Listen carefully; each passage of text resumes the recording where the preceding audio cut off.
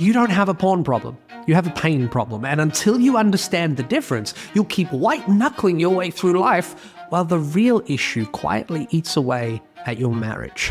I'm Alessandro Frasali, and this is Shut the Fuck Up and Listen. This is the podcast for men who are done with boy patterns, ready to take radical responsibility and ownership of their lives, and want to become the husband and man that their family actually needs. Today I sit down with Jeremy Lipkowitz. He's a porn addiction recovery coach who helps men break free from compulsive behaviors and actually show up in their relationships.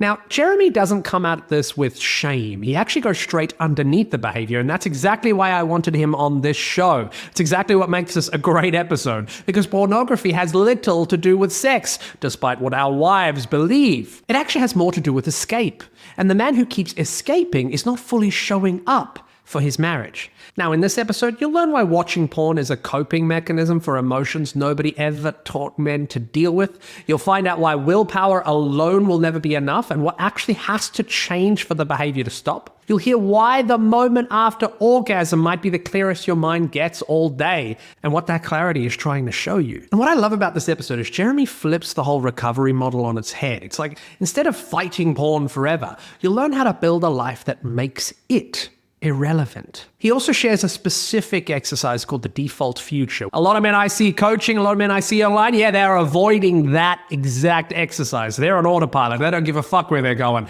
This will change that. Because when you do it, you never come back the same. That's why I know you're here. Let's get into it. Welcome to Shut the Fuck Up and Listen, Jeremy. I'm excited to be here. And it's a great name for a podcast, by the way. I love it.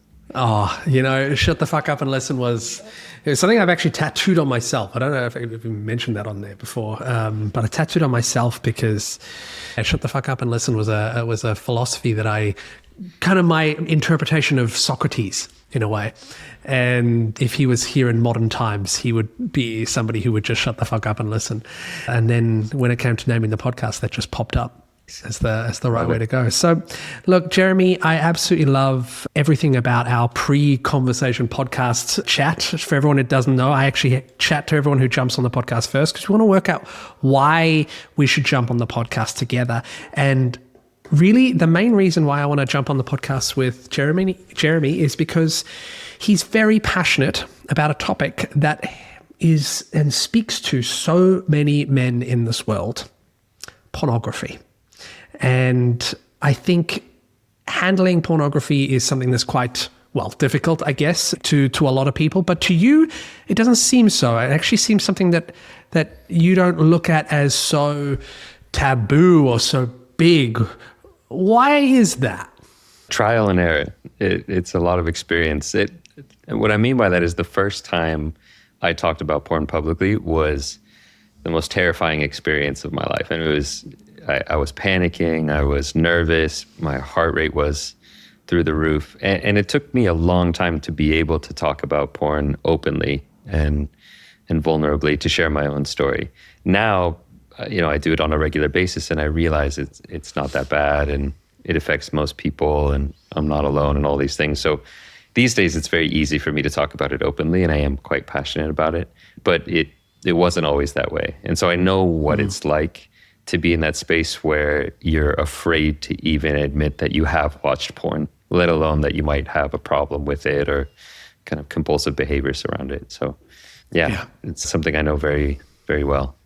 I asked you a question about what would make this a really good episode. And I think one of the things that you said was to be vulnerable, to be real. And I love that because I think when we're talking about pornography in general, it's almost a stigma in a weird way of people saying, okay, you've got to look after your seed or you've got to be perfect and pure. And then, you can almost see them in the bathroom in the back corner, releasing to pornography. And what I would love to do is talk about why do men in general actually use pornography? Is that something that you've seen over and over again? Are there trends to this? Is this a particular pattern or is everybody's different? What's going on here? Yeah, the answer is yes to all of that. I mean, there are patterns and it's also unique to every individual. But that question of why do guys watch porn The big misconception is that guys watch porn because they're horny or because they're a pervert or because they need a sexual outlet. The majority of why guys watch porn has nothing to do with sex and has nothing to do with their sexuality. It's a coping mechanism for most guys most of the time. It's a way to deal with emotions, to deal with stress, to deal with anxiety and boredom and loneliness and all the things that plague men these days that they don't know how to deal with. So for the most part, it's a coping mechanism that guys use, and they learned at a very young age that if they pull up a porn website, that it's a very quick and easy and reliable way to numb out and to escape and have some stimulation and some distraction. So for most men, the why, which they might not even be aware of it, but the why has to do with more with managing emotions as a coping mechanism. It's very interesting because, when we talk about understanding the why, and I mean, here we get into the meat of it, I guess, is it important to understand the why, or is it important just to stop? Or like, what's the actual important thing here? Because I even look at it and while listening to you talk, I'm like, okay, anxiety, stress, loneliness, boredom. I mean, I'm sure there's a load of different things that we can cope from. But in your mind, like, what's the way to actually get results? So let's say a man wants to stop. Does he need to understand why he's doing it? Does he need to? Great question. Yeah. Yeah.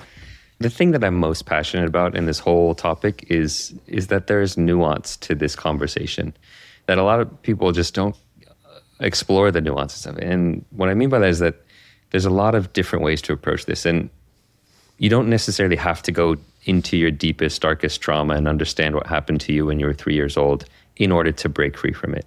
That is a route that some people will take, and it might be beneficial for some people. And, for example, seeking therapy is very powerful, but not everybody has to uncover their trauma in order to break free from it. You might want to do that for separate reasons, and it might also be an aid to it. But whether or not you do the therapeutic approach and explore your trauma, which everybody has to some, greater or lesser degree, might be lowercase t trauma, just in the way that you didn't get your needs met. I do think it's important to understand it, not necessarily the why, but the what. And what I mean by that is understanding the way your mind is functioning, understanding how your mind gets hijacked, what's going on at a moment-to-moment basis when you're wanting to act out with porn. So I try to separate that. The why is, okay, what happened to you when you were 5 years old might be more of the why, but the what is, what is going on in my brain in this moment? What am I looking to escape from? How am I using this? And what is this telling me that I'm actually looking for in this moment? That I do think is important. You can't just stop an addictive behavior without looking at what is it that you're actually seeking in that moment. If you just try to stop without addressing the what, it's just like white-knuckling it, and it might work for a couple hours, a couple days, maybe a couple weeks. But if you never address why you're reaching out to that substance or behavior in the first place, it's just going to pop up somewhere else. Remind me of that beautiful line of Gabor Mate. Yeah, he has so many beautiful lines. But the one I think we talked about on the pre-call, he said a couple things. One is he said, we shouldn't ask why the addiction, but why the pain. The addiction is the attempt to solve the problem. And it points to this underlying truth that any compulsive behavior, any addictive behavior, it's an attempt to deal with some underlying pain or some unmet need. And so to really break free from a compulsive behavior, you have to explore and understand what is that problem underneath. What's the reason you developed this relationship with that substance or behavior in the first place? And that's where the work of Gabor Mate is so beautiful. It's not demonizing the behavior or the substance. It's saying, hey, this is a strategy that you're using. We shouldn't ask, why are you watching? What's wrong with porn? We should say, what's the pain underlying that you are trying to deal with? Yeah, it's an interesting one. Now, is it always pain with porn? I mean, that's now going into the question and the morality of porn, if we wanted to go that direction. I mean, I think we should touch on that briefly, because I think a lot of people, let's put it this way. I know for this podcast, we're specific aim for becoming a better husband, right? And let's imagine that a wife has found out about a porn addiction or something like this and has asked the husband to stop. Now, in that moment, the husband can say, look, I want to stop, right? They might know it internally, but they might also they might not necessarily know if there's a truth to, let's say their wife goes all the way to say this is evil, and then they find themselves arguing about the quote unquote evil nature of it.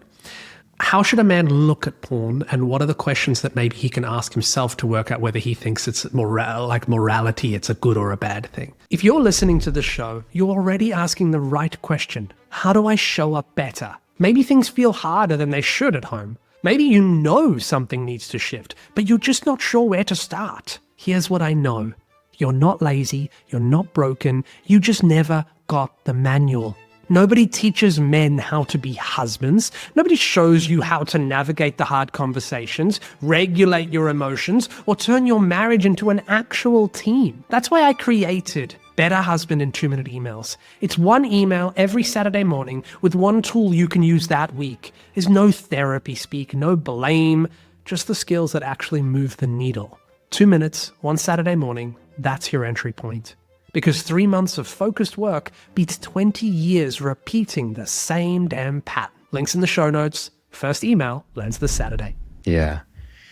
Fortunately, you don't even have to explore the morality question in order to look at just how it's impacting your life. I mean, even if you just put that whole question to the side and say, I'm just going to even ignore the question of whether or not the porn industry is evil or is really kind of out of integrity and causing a lot of harm. Just looking at the way it's impacting my relationship, the way it's impacting my life, my mental clarity, my ability to focus, my sense of satisfaction. I mean, that was just my own, very candidly, my own personal journey had nothing to do with thinking that porn was evil or that the porn industry was a bad influence. It had everything to do with just realizing that it was impacting my own ability to be happy in life, that it was throwing fuel on the fire of my own dissatisfaction. It was robbing me of the ability to be content and be grateful for the things I had. So you don't even have to go to that, that contemplation of is the porn industry evil? You can just say, how is this impacting my relationship? How is this benefiting my life or causing harm in my life? And even that alone, 99.9% of guys, if they are honest with themselves, will look at it and say, this is causing more harm than it's doing good. And it's okay to be honest about there's some good it brings into someone's life, some distraction or pleasure, but is it really worth it? Yeah. Is it really worth it? So let's say a man then understands, okay, maybe he knows, I do it whenever I'm alone. I do it whenever, I've got time for myself. So I know that. I've done the why. I understand this, okay, and I know it's bad for me. I know it's bad mentally and everything, but I just can't stop. I just feel compulsion. And when I feel that compulsion, I just do it. Like, I think that's something that I see, I even just got off the phone with somebody yesterday who was talking to me about, a coaching client. He's talking to me about how he knows he needs to do exercise. He knows that it's good for himself, and yet he just doesn't. He just doesn't. When it's either the Snickers bar or it's the exercise, he just will go with the Snickers bar. And he knows all the things, and he knows the thing. What's going to get us to move? What's this thing that's stopping us? What is that? Do we even know? That is the fundamental question and predicament of addiction, is why do we keep doing the things that we know are bad for us?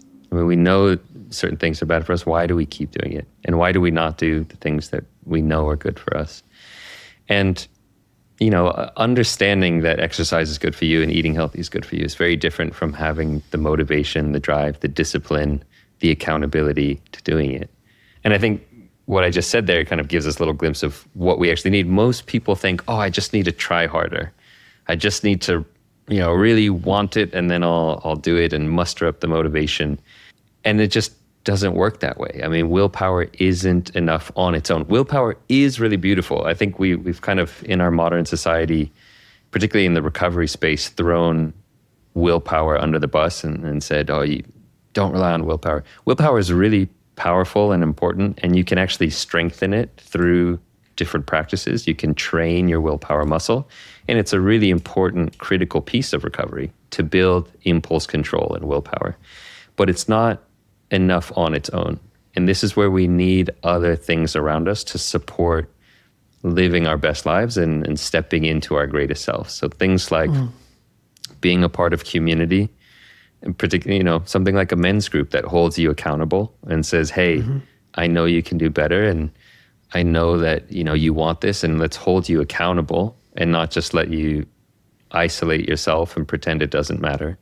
Let's actually shine a light on your behavior, not in a shameful way and not in a judging way, but in a way that calls you out and says, you can do this. Don't hide and isolate and pretend you don't exist. So that's one component, is getting real accountability and support. There's also just a lot of, scientific things that we know about building better habits and breaking bad habits around something called behavioral architecture. So setting up your environment in a way that supports your best intentions. If you're trying to quit eating junk food, but you fill your cupboard with Snickers and gummy bears and all kinds of things, it makes it very challenging to stick to your plan.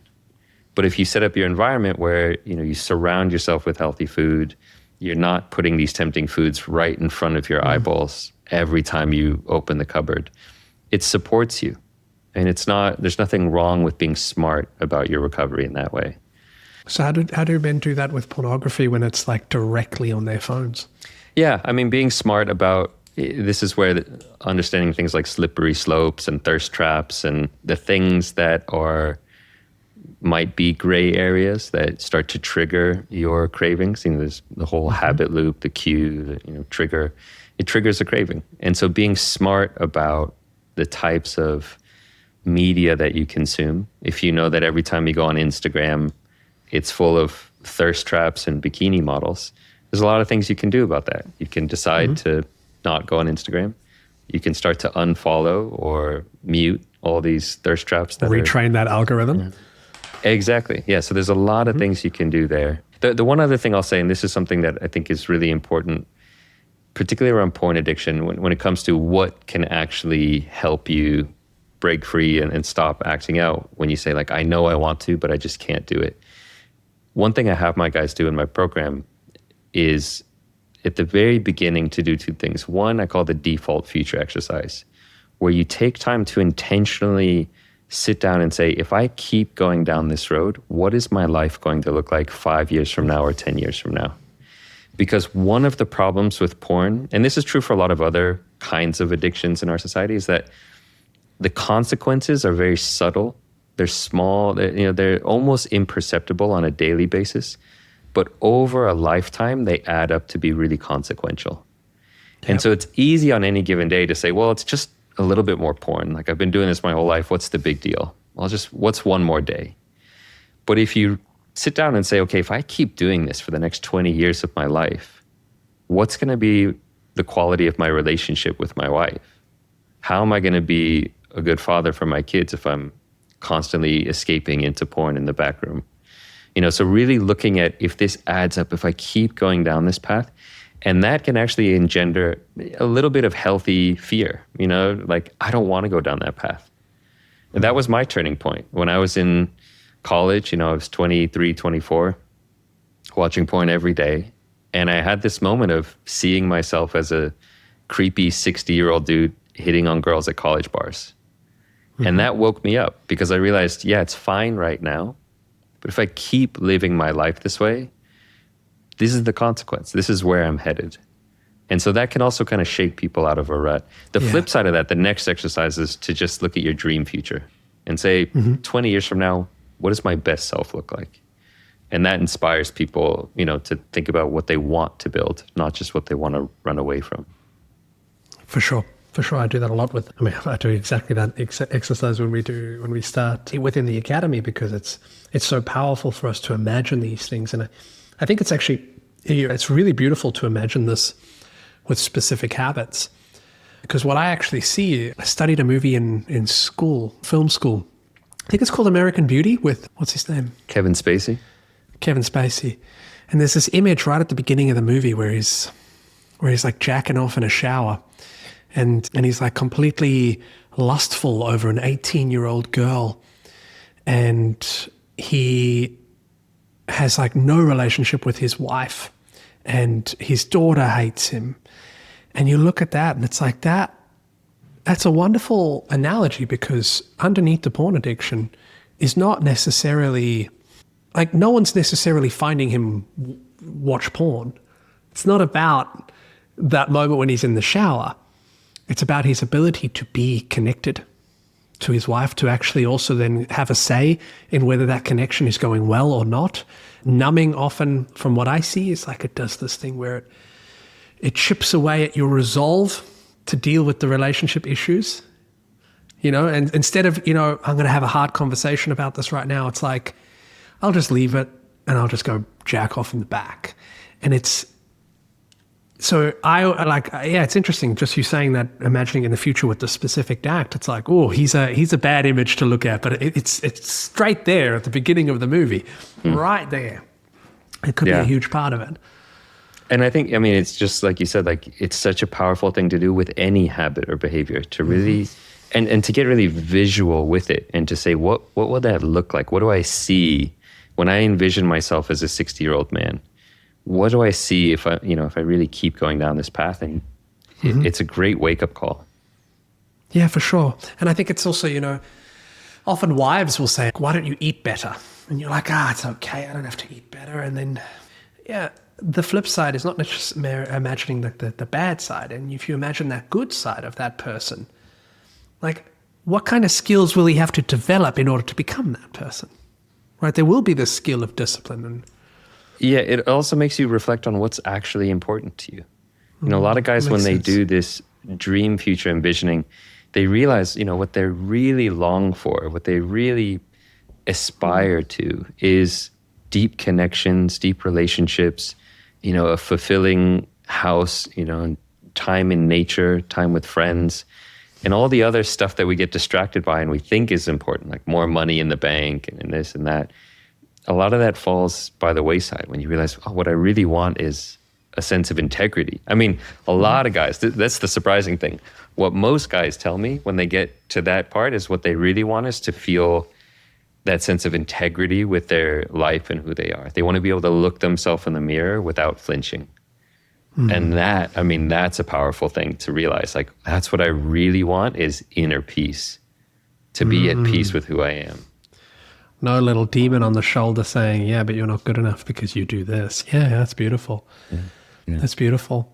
One little NLP trick I love, because I like neuro-linguistic programming, but often when coaches use it, they use it in on somebody rather than with somebody. And I always love using it with somebody. So one of the things I learned was that, let's say we wanted to go on a diet, and you think, what would be the thing that stops people from going on a diet? And you think it's actually like because it's hard or because of this. Often it's none of that. Often the thing that stops people going on a diet is who they fear they would become in success.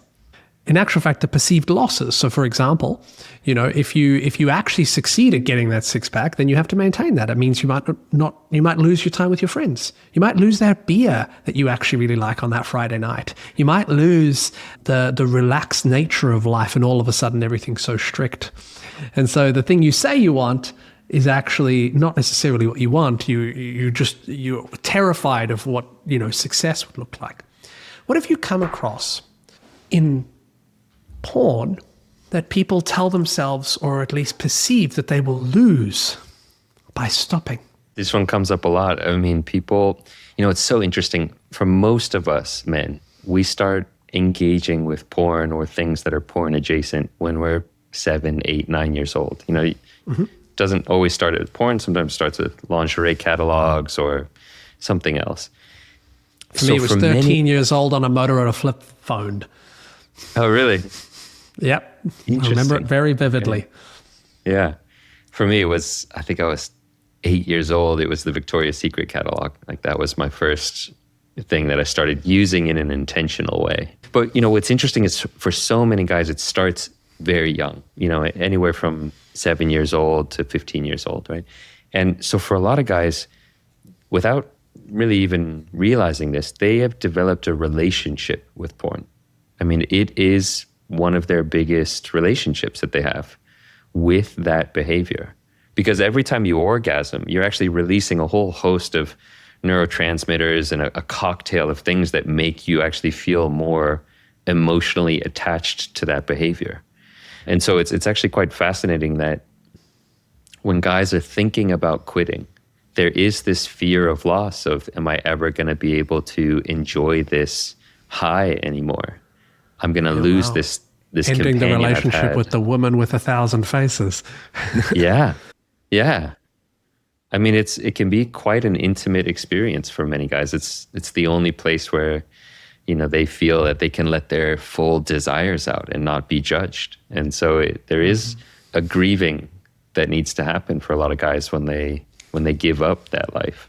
I think that's actually very strong to understand, because I know I also have some wives that listen to this, and they might listen to this and go like, that's absolutely ridiculous. And that's, because I find often wives completely, you said it at the top of the show, like often the misconception is that you're doing it because you're horny or you're doing it because of X, Y, and Z. But there's a strong sense, I can imagine, and I know even from my past, to be honest, there was a strong sense of limitless desire. And that's what that gives you, a way to just be solely you. But then ironically, straight after the act, then it's disgust or, whatever it is.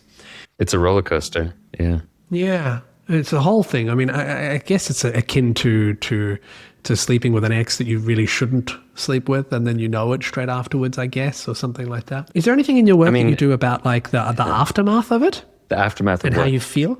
Like, so let's say after release, to know that if something's good for you, whether you feel, because I mean, I think is that a I don't know whether that's just something that's in my head, as like I've seen in the zeitgeist of this, like if you feel great afterwards, then it's good for you, and if you feel like shame afterwards, it's bad for you. Is that a thing? I wouldn't be so hyperbolistic. I don't know if that's even a word, but I wouldn't be so kind of like, yes, that's always true, that if you feel like bad binary. After it. Yeah, I wouldn't be so binary about it, that's always true. Because sometimes you do things and you feel good afterwards, but you're just not aware of the consequences. You're not aware of the subtle ways that it's impacting you. And so, I wouldn't kind of use that as the rule of thumb. But this thing that you talk about, a lot of guys have this realization after they orgasm. This, it sounds almost gross to say it, or it sounds kind of adolescent, but that post-nut clarity that a lot of guys joke about is a real thing. You get hooked, your brainstem gets hooked and triggered by this thing and this craving where it says, you need this, and your prefrontal cortex shuts down. Your access to your reasoning skills and your rational thought and thinking about the future literally shuts down, because your amygdala hijacks the rest of the brain. It's called the amygdala hijack. It hijacks the brain, it turns off your prefrontal cortex, and you become a bit more like a caveman that just says, it says, fuck that, eat this, and, And so this is happening on a neurological level. What happens is you get into this zombie-like state, and after you release, you come to your senses almost, and you realize you're in a puddle of your own sweat. You come to your senses, huh? Yeah, I didn't even think about that. But, I remember this very clearly. After like a 2-hour porn binge, I would orgasm, and then I would come to my senses, and I would literally be in a puddle of sweat. My sheets would be soaked through with sweat. And I just spent the last 2-3 hours staring like a zombie, clicking, on from link to link to link. And it's like, where did all that time go? What have I just done with my life? And so coming back to yourself is a really powerful and important thing. And there are ways you can capitalize on that and kind of connect and say, yeah, this is not how I want to live my life. A rock bottom is a beautiful saying. A rock bottom is a very stable platform to launch yourself off of. And it's true. So you can use those rock bottom moments to say, this is not how I want to live. Yeah. Yeah, I remember a rock bottom like that for myself, to be honest. And it was when a bunch of disruptive habits all formed at once. When I was young, I was actually kind of knew everything that wasn't good for me. I didn't drink, I didn't smoke, I didn't do too much. I think I played a lot of video games, And porn was always a staple back then. After being in meeting my wife, and she was my wife at the time, but she at the start smoked, and I then started smoking. And then I remember like there was this moment where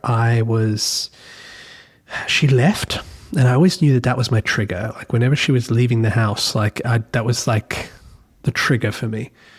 And I remember there was porn, chain smoking, and playing freaking Hearthstone on the phone. And it was just like, it was really bad. I like after the moment of like ejaculating while doing it and feeling so sick from the fucking smoking, I was like, what the hell? This is not me. I just sort of sat there and I was just like, something's got to change. I can't ever do that again. Very soon after that, I actually told Julia about the porn addiction, and that changed everything, I guess. But at the same time, you know, that I still have that trigger in me. It moves to emotional eating sometimes. And so it's interesting because I really resonate with this idea. It's not necessarily about the porn. It's this, for me, the trigger is being alone.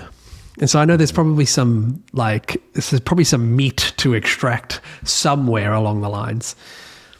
Yeah, but it's a very common one. I mean, this sense of, you know, especially for guys who really have it all together and, you know, are very disciplined in their work and, you know, kind of high functioning. And then there's this kind of rebellious side that wants to say, I have no rules and no accountability and I can do whatever I want because mom and dad have left the house or wife has left the house, you know, and it's this feeling of now I get to do what I want and nobody knows. And so that can be a very strong trigger. And these triggers can, you know, they can follow us if we don't really address what's going on or start to really look at, oh, what is it that this is telling me that I need to look at? You know, hotels, traveling internationally and staying in hotels are big triggers for a lot of guys with porn because it feels like this space, this limbo space, that it's a free pass, it doesn't count. Yep. Yeah. A lot of it's environmental, you know, these triggers. Yeah. Yeah. I mean, when we start going into that, is there a lot of like, I can imagine there'd be a lot of Carl Jung shadow work here and jumping in and going, okay, so what are the dark part of you wanting to actually, how do you integrate that and bring that? Would you say that would be the path forward in your mind? I think that's the path that some people like to take. It's not particularly the path that I took, and it's not the path that I walk some guys through. Mine is less about kind of shadow work. Shadow work, I mean, it's all semantics, really. I mean, it's, you know, what the shadow is or isn't, but looking at these kind of parts of our mind that we want to run away from, you know, the boredom, the loneliness. My lens is much more from kind of the Buddhist lens of looking at mental states and how they affect you and, you know, wanting to run away from unpleasant experiences and run towards pleasant ones. So tell us a bit more about those, Buddhist approaches.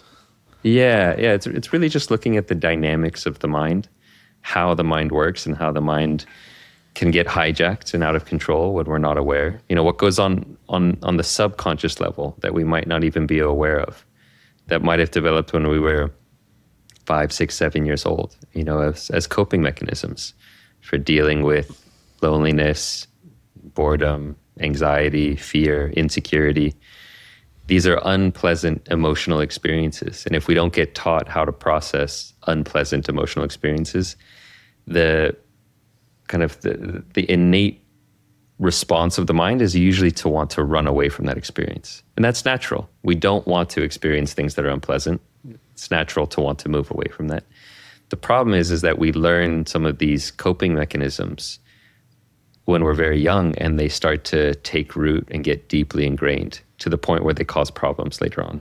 In our attempt to run away from unpleasant, you know, the attempt to run away from insecurity. Oh, I don't want to feel insecure. I don't want to feel anxious. Oh, I know that if I look at porn, it makes me feel better in the moment. I escape that feeling. And so it's just a learned coping mechanism. And so the reason I bring that up is, you know, you don't have to go and do this shadow work. You don't have to understand your 3-year-old trauma. You can really just start to explore, what is it that is going on in my mind? How is my mind functioning? What is it that I'm running away from? It might benefit you to add on some therapy and some shadow work and all kinds of other modalities. But it also is enough to just look at the nature of the mind and start to observe the mind and learn how to shift it in a healthier direction. To say, oh, okay, maybe what I need right now is rest, or what I need right now is a hug from my partner. And then to enact that, it takes some mental training. Yeah. No, I see that. I think it's good. I mean, even when we talk about modalities and everything like that, like it's beautiful because they're all just metaphors or frameworks that we create just to try and understand the mind. And yet every mind is a little bit different. So there's always going to be outliers. Yeah. So certain ones will work for certain people. Yeah. How did you come across Buddhism? How did that come into your space? Yeah, for me, it was intertwined with my porn addiction story and my recovery from porn addiction. To make a long story short, I was in college watching porn on a regular basis. Had a good life. I was a stellar student, top of my class in a big school. Ended up getting a scholarship to go to Duke University and work on a PhD. So I was a good student, high achieving, captain of a sports team. I had a great life. And yet I was constantly filled with dissatisfaction. I never felt like I had enough. I never felt good enough. I always wanted more. And particularly around sex and relationships, I just noticed the way that I constantly was looking at what I didn't have, constantly lusting after women. It never felt like I had enough. And I had this one moment of just realizing how much my mind had been consumed by porn and by lust. And it sent me down a dark existential crisis where I started to really question, will I ever be happy? This is where I saw my future also. I said, if I keep living like this, I'll end up as a creep who hits on girls at college bars. And that, fortunately, because of my kind of academic inclination, it sent me to a bookstore where I started looking at books on happiness and the meaning of life. And I ended up finding a book on Buddhist meditation called Happiness by Matthew Ricard. And that book just completely turned my life around 180 degrees. It really, for the first time ever, started in a very scientific, secular way, started to show me what happiness, real happiness, the inner fulfillment kind of happiness, not just the bubbly going to a rave kind of happiness, but what real inner fulfillment looked like and what led to suffering and also what led to genuine inner peace. And that it was things that you could cultivate mostly in part due to what we now know as neuroplasticity, that your mind is constantly changing and forming new connections as you grow, depending on what you do with your mind. So the biggest insight I had is realizing, first of all, that lust is a state of suffering. When you are looking at something you don't have and thinking, I need to have that in order to be happy, you are in a state of lack, in a state of suffering. You are not in a state of abundance. And that was the thing I realized. I had so much good in my life. I had all these friends and lovers and good grades and everything. And yet I was filled with lack because of what I was paying attention to. Mm-hmm. So I realized porn was making me, live in a constant state of suffering. But the benefit is that you could use neuroplasticity to start to cultivate the factors that lead to happiness. Things like contentment and gratitude and patience, and you could train your mind and strengthen those neural pathways. And that's what meditation, that's what Buddhist philosophy really is. It's not a religion about where the world comes from, or the Buddha wasn't a god. He was just a guy who got really good at meditation. Could control his mind. Beautiful. And a little nuance here, but it's not like controlling your mind is part of it, but it's also deeper than that, where it's like letting go of the need to control everything. Part of it is like the acceptance of knowing, okay, there will be pain, and I don't need to control the pain. I don't need to fix the pain. I can just let there be pain. Sadness will come, and I don't need to control it and have joy and, happiness all the time. I can just let there be sadness. And that, like, the liberation that you feel when you don't need to fix everything, when you can actually just let emotions pass through you, is part of, what makes it such a beautiful practice.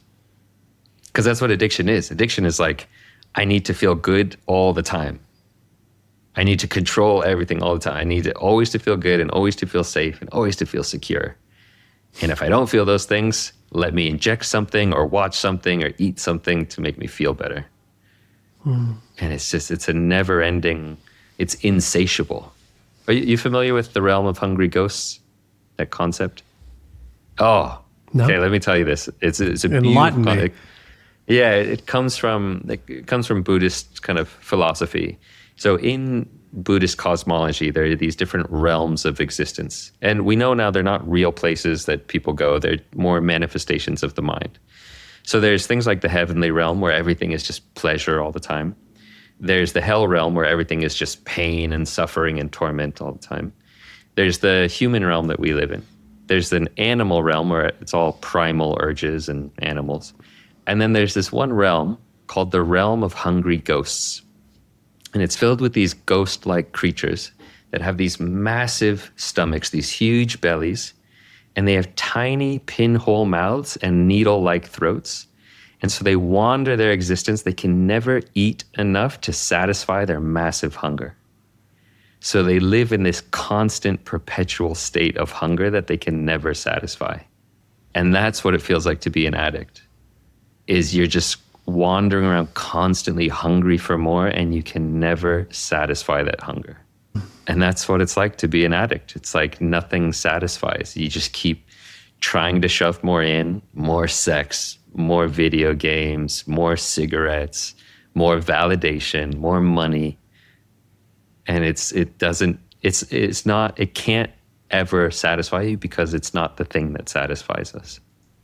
And so what is the brilliant image? Brilliant image. And I viscerally can see it and feel it. Yeah. When somebody do they go into the hungry ghost realm? Are they a hungry ghost, or do they befriend the hungry ghost? Do we sit with it and just say, give it a hug? Yeah. Amen, brother. Yes to all of the above. I mean, all of those are beautiful things. You know, you are a hungry ghost, and you can visit the realm of hungry ghosts, and you're not a hungry ghost, and go give it a hug. And also, you know, it's all these things, but just to recognize that, like, that strategy doesn't work, and that there is something else that will nourish you and fill you up. And this is, you know, for me, the beauty of Buddhist philosophy. It's understanding that there are things that lead to genuine inner peace and inner fulfillment. And it's things like, you know, gratitude, patience, equanimity, being of service, being in community, practicing generosity, like all of these things that genuinely fill your soul and fill you up and make you feel good inside. But they don't teach us that in school because it doesn't align with the materialistic interests of big industry. Well, because the hungry ghost makes money. Exactly. Yeah. When we are hungry ghosts, we spend a lot of money. Yeah. We spend we live very much in this society of hungry ghosts. Well, yeah, I mean, it's almost as if it's incentivized for us to become hungry ghosts. I mean, that's a whole other topic in and of itself, and not worth us becoming victims over, so to speak. It's more along the lines of, I think, to recognize it. I think whatever your modality is, like I can see that hungry ghost, and I just look at it and I'm like, yeah, like where I would tactically go for it, because I can imagine even just after you saying that, if somebody ever comes to me with an addiction, it's almost getting them to confront that hungry ghost and getting them to decide what they would do with it, you know, because we have such wisdom within ourselves, right? Because the moment I say to you, you know, there is a hungry ghost in front of you, you might say, well, I need to hug him. Another one might say, I am him and I need to be at peace with that. And another one like might be, you know, I just need to sit there and understand that that's not going to work. But I think it's a very powerful image because, I don't know, I'm really big on separating things from ourselves, right? Because I think I see so many times we have these voices, you know, whether we talk about it as shadow or whether we talk about it as like an addiction or whatever it is, like there's often these voices. And I love the idea that you are not your thoughts. You can observe them and you can let them go through. And so I'm really big on that externalization. So thank you for the hungry ghost. I think it's a very powerful. Yeah. Can I tell you one more powerful little story? Because it's very... Please. And it also relates to, how do we deal with the realm of the hungry ghost? And it's kind of a pathway out. Are you familiar with the rat park experiment? Yes, but tell it on here. Yeah, it's for all the listeners out there who haven't heard it yet. They were studying addiction in the 70s and 80s, and they would study morphine in rats. So they would give these rats, they'd put them in cages, give them a bottle of water with morphine, and they found out that the rats loved the morphine water. They got so addicted they would just sit there and drink and do nothing else, eventually till they collapsed or died. So it showed how strong addiction really was, that it could really break someone. But this one researcher had a really interesting insight. He said these rats are living in these miserable conditions, these wire cages with no friends or running wheels or anything. What if we got them addicted, but then we gave them a rat park with other rats to play with and exercise wheels? So they did that. They got them addicted and then put them in a rat park where they had a full life with friends and exercise and nature and shrubbery. And they barely touched the morphine water after that. And it just really shows us that addiction is there when we're living in a completely unfulfilling, unnatural way, and we're not getting our actual needs met. And if you want to break free from addiction, break free from that realm of the hungry ghost, it's about building a deeply fulfilling life where you're getting your needs met. And that, when you have that addiction, even if it's right in front of you, even if porn is in your pocket, which it is for all of us, you're not going to be tempted because it just doesn't pull at you that way. And that's what we really want in recovery. It's not to have a lifelong battle where you're fighting against porn for the rest of your life, but to become a person who doesn't feel the pull. Even if it's right there in your pocket, it just doesn't have any appeal to you because your life is so full and wonderful without it. Beautiful, Jeremy. Thanks. I think that's the perfect thing to end up on. So we've got Jeremy's links underneath. Jeremy, correct me if I'm wrong, but you have a community, right? You guide men through this, and you also help men through this one by one. Yeah. If you want to connect with him, follow the links on below. Before we head off, is there one last thing you'd like to say to everyone? I mean, we kind of talked about it already, but just to know that you're not alone. If you're out there, whether you're a man or a woman, struggling with this, because women struggle too, that you're not alone, no matter how much you feel like you're the only one or you're uniquely broken in some way. You're not. And it's not your fault. It is your responsibility, but it's not your fault that it's this way. And you can break free. And it takes having a smart approach to your recovery, getting connected, learning how to approach this in a healthy way. And you can change your life. So that's the last little thing I'll leave with your listeners. You can. Thanks so much, Jeremy. My pleasure. Happy coming on. That's the episode. That's all I got for you today. I just want you to remember you're not alone in this. Make sure you subscribe to stay connected, of course, and comment your win, because every time a man sees other men winning, they don't feel alone anymore, and I love that. Tools are in the show notes, starting with the Better Husband in 2-minute emails. Let's build this together. I'll see you next week.